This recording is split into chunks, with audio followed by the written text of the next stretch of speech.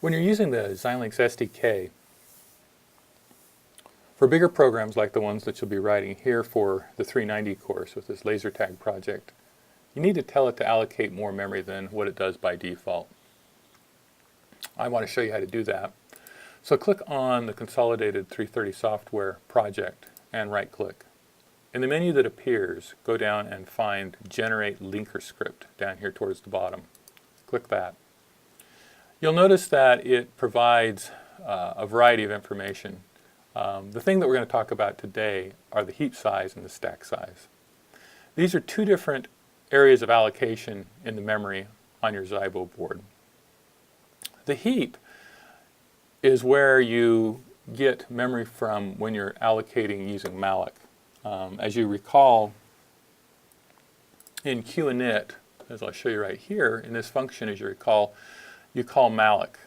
Malloc actually goes and says, okay, for the heap that's been previously allocated, grab some memory and assign it here, in this particular case, to be used as the array in your queue.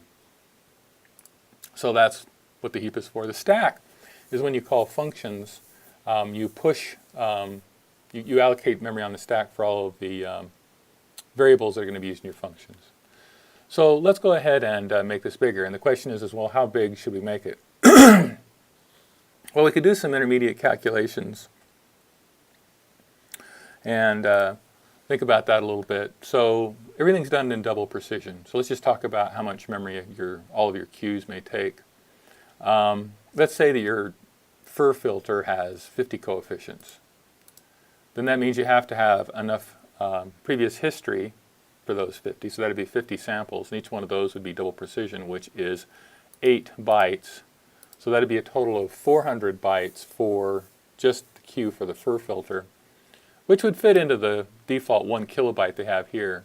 But then, as you recall, you have 10 more queues that are required for your IIR filter, and those are on the order of, let's say, 10. So that would be another, let's see, 10 times 8. So you're talking about 80 bytes per, and then times that by 10. So you're up to about 1,200 bytes. Now we're already over. There's no reason to be stingy here, and you're going to be making some bigger queues in the next task. So let's go ahead and make this fairly big. So let's go ahead and allocate 1,000,000 bytes for this one. And let's do something similar, and it does some funny rounding there. That's because it's in terms of kilobytes. That's actually exactly 1,000,000 here, but because I did instead of doing it in kilobytes. Okay, and clicking back and forth, and we can see that we've done that. And then what you need to do is click the Generate button and say, when it comes up, do you want to overwrite the file? Yes. And then it's going to rebuild the system, as you can see here. We'll let that finish.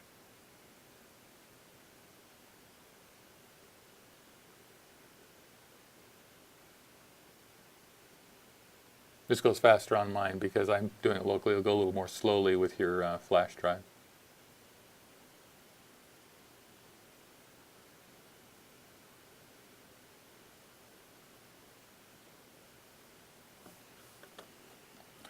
Let this finish.